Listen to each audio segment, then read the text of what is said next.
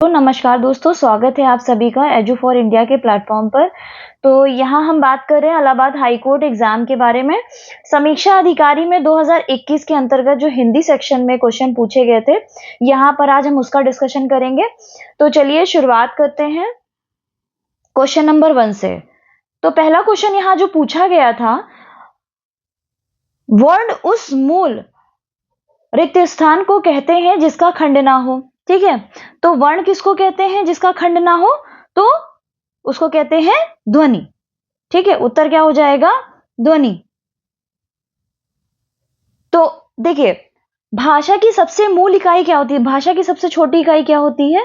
कह सकते हैं ध्वनि। ठीक है, अगर ध्वनि की बात की जाए तो ध्वनि को हम किस रूप में वर्णित करते हैं? वर्णों के रूप में। ठीक है, तो इसलिए वर्ण उस मूल ध्वनि को कहते हैं जिसका खंड ना हो। ठीक है, तो अक्षर या वर्ण कह सकते हैं इसको, अक्षर या फिर वर्ण भी इसको कह सकते हैं। तो क्या इसके खंड किए जा सकते हैं? नहीं। ठीक है, उदाहरण के लिए ई, व, च, क क्या हो गया? ये हमारे वर्ण हो गए। वर्ण कितने होते हैं? 52 होते हैं। और वर्णमाला किसको कहते हैं? तो वर्णों के जो समूह होता है 52 का, ठीक है, इसको क्या कहते हैं? इसको हम वर्णमाला कहते हैं। ठीक है, चलिए अगले क्वेश्चन की तरफ बढ़ते हैं। देखिए, वर्णमाला की पूरी जो चैप्टर है, वो पूरा पेपर, जो पूरा अध्याय है, वो आपको डिटेल में हमारे चैनल पर मिल जाएगा, तो वहां से आप समझ सकते हैं।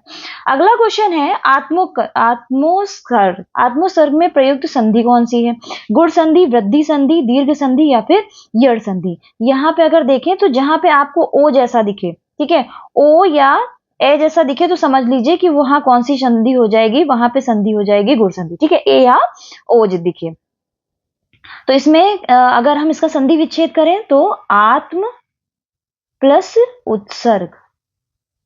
ठीक है, और इसका नियम भी यही कहता है कि जहां पर आ और आ, बड़ा आ के साथ ई प्लस ई या फिर उ प्लस बड़ा उ या फिर री दिखे, ठीक है, तो वहां पे क्या बन जाता है? ए बन जाता है, ओ बन जाता है और अर बन जाता है। ठीक है, तो ये क्या हो जाता है? गुण संधि हो जाता है। चलिए आगे देख लेते हैं। संधि की अगर हम बात करें तो संधि कितने प्रकार की होती है? स्वर संधि, व्यंजन संधि, विसर्ग संधि, यानी कि 3 प्रकार की होती हैं।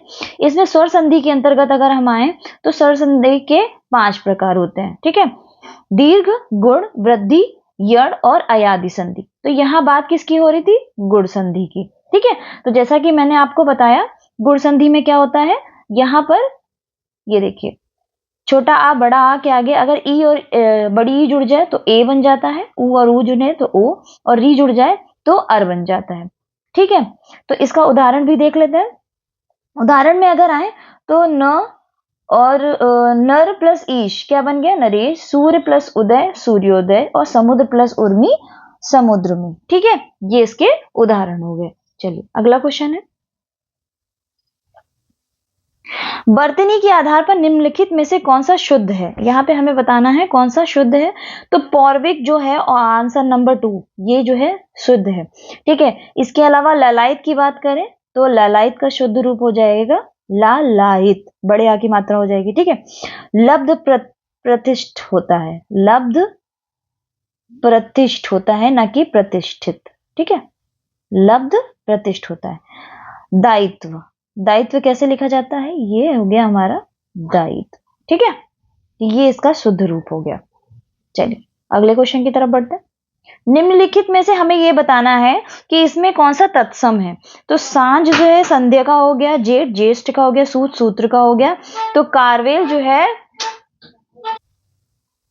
तो कारवेल क्या हो गया? यहां हमारा उत्तर हो गया, ये किसका हो गया? करेला का। चलिए हम आगे दिखाते हैं इसको आपको पूरा डिटेल में। ठीक है, तो यहां जैसा कि मैंने बताया था कि सांझ जो है ये तद्भव हो गया, इसका तत्सम क्या हो गया? संध्या हो गया। ठीक है, करेला, करेला ये हमारा तत्सम रूप था कारवेल, और इसका क्या हो गया? तद्भव करेला। ठीक है, जेठ जो है ये हमारा तद्भव था, इसका क्या हो गया? ज्येष्ठ। और सूत हमारा तद्भव था, इसका क्या हो गया? सूत्र।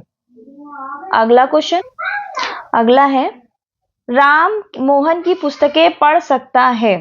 ठीक है, तो इसका उत्तर क्या हो जाएगा? इसका उत्तर हो जाएगा ऑप्शन नंबर 3। ठीक है, कैसे?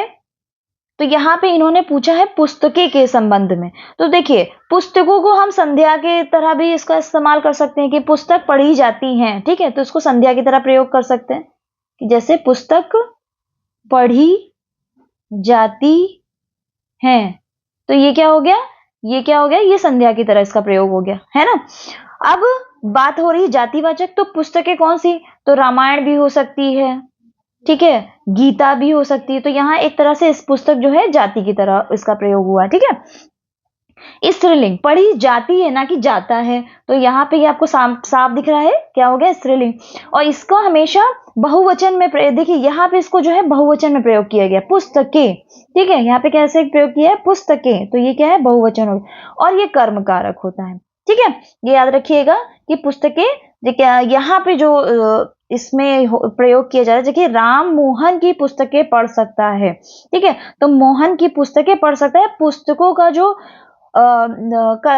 जो इसका असर है, या इसका कह सकते हैं कि जो इसका प्रभाव है वो किस पे आ रहा है, पढ़ने पे आ रहा है, ठीक है। तो यहाँ कर्म की तरह इसका प्रयोग हुआ है। चलिए अगले क्वेश्चन की तरफ बढ़ते हैं।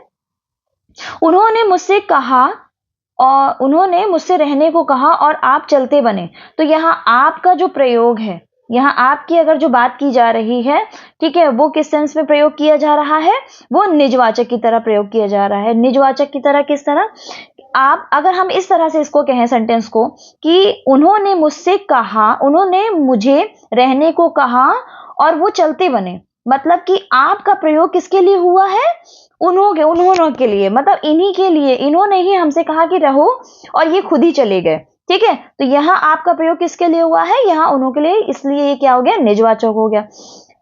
चलिए आगे बताते हैं हम आपको इसको डिटेल में थोड़ा सा। पहली बात तो आपको ये जानने की जरूरत है कि हिंदी में सर्वनाम कितने होते हैं, 11 होते हैं, ठीक है।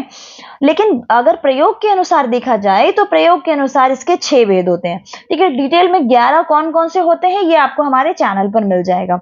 6 के बारे में बात करें तो पहला होता है पुरुषवाचक। इसमें ये पुरुषवाचक भी 3 तरह के होते हैं, उत्तम होता है, मध्यम होता है, अन्य पुरुष होता है। उत्तम में देखा जाए तो मैं, मुझे, हम, ठीक है, ये उत्तम के अंतर्गत आता है। मध्यम में आ जाता है तू, तुम, आप।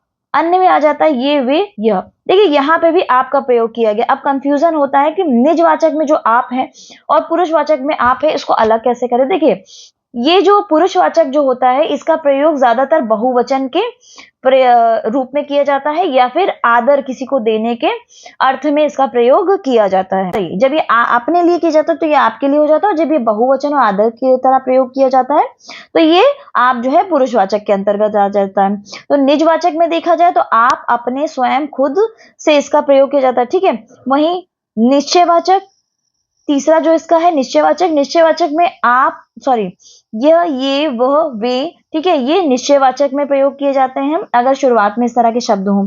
और निश्चयवाचक में कोई, कुछ, ठीक है, जहां पे निश्चितता का प्रयोग नहीं है, जहां हमें नहीं पता कि किसकी बात हो रही है। संबंध में जब बात करें जो, सो, ठीक है, जो होना है सो होगा, ठीक है, तो ये संबंध की तरह प्रयोग हो गया। प्रश्नवाचक में जहां कौन क्या से प्रयोग हो तो वहां प्रश्नवाचक हो गया।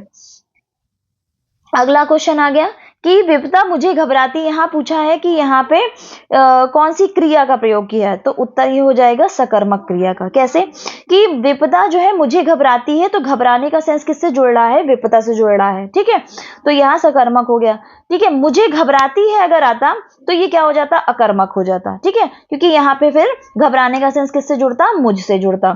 कैसे, चलिए आगे बताते हैं हम आपको। प्रयोग की दृष्टि से अगर क्रिया के भेद करें तो कौन कौन से होते हैं, सकर्मक हो जाता है और अकर्मक क्रिया हो जाती है, ठीक है। तो जो क्रिया कर्ता द्वारा की जाए तथा उसका फल भी कर्ता पर पड़े तो वो क्या, अकर्मक। जैसा कि मैंने आपको बताया कृष्णा हंसती है तो हंसने का जो असर है वो किस पे पड़ रहा है, कृष्णा पे पड़ रहा है, तो ये क्या हो गया, अकर्मक क्रिया हो गया। वही सकर्मक क्रिया की बात करें तो सकर्मक क्रिया में क्या, जो क्रिया कर्ता द्वारा की जाए तथा उसका फल कर्ता पर ना पड़ के कर्म पड़े। जैसे कि राम फल खाता है, ठीक है, तो खाने का जो ये फर्क है, या कह सकते हैं कि इसका जो असर है वो किस पे पड़ रहा है, वो फल पर पड़ रहा है, तो खाने का, तो ये क्या हो गया, सकर्मक क्रिया हो गया, ठीक है। अगला क्वेश्चन है क्रोध से पागल होना, तो इसमें मुहावरा पूछा है, तो उत्तर क्या हो जाएगा इसका, जल भुनकर खाक हो जाना इसका उत्तर हो जाएगा। और की बात की जाए तो जहर उगलने में जो सेंस है वो किसका आ गया, अपमानजनक बात कहने में, ठीक है। पहाड़ टूट पड़ना, इसका अर्थ क्या हो गया, भारी विपत्ति आ जाना। और धज्जियां उड़ाना, इसका अर्थ क्या हो गया कि किसी के दोषों को गिनाना, ठीक है। अगला क्वेश्चन है सैलोनद में प्रयुक्त समास कौन सा है, तो इसमें समास हो जाएगा कर्मधारय। उत्तर क्या हो जाएगा, कर्मधारय। सैलोनद यानी सैल के समान उन्नत, ठीक है। तो ये क्या हो गया, हमारा कर्मधारय समास हो गया। समास के कितने भेद होते हैं, 6 भेद होते हैं। डिटेल में आपको हमारी चैनल पर जो है समास जो है पढ़ाया गया है, वहां से आप इसको पूरी क्लास देख सकते हैं। तो कौन कौन से भेद होते हैं समास के, अव्ययी भाव, तत्पुरुष, कर्मधारय, द्विगु, द्वंद्व और बहुव्रीहि समास।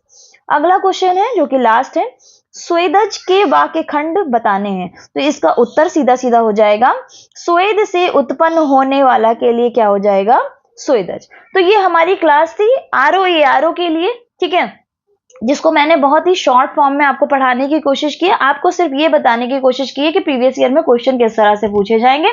हमारी जो पूरी डिटेलिंग हिंदी है वो आरओ की स्पेशली जो है वो पूरी चैप्टर वाइज आपको चैनल पर मिल जाएगी, ठीक है। हमसे जुड़ने के लिए आप हिंदी यहाँ आइए, उसको पढ़िए, और जो भी कंफ्यूजन होता है वो हमारे टेलीग्राम चैनल से जुड़िए, वहां पे आप हमसे डिस्कशन भी कर सकते हैं। तो धन्यवाद, मिलते हैं अगली क्लास में।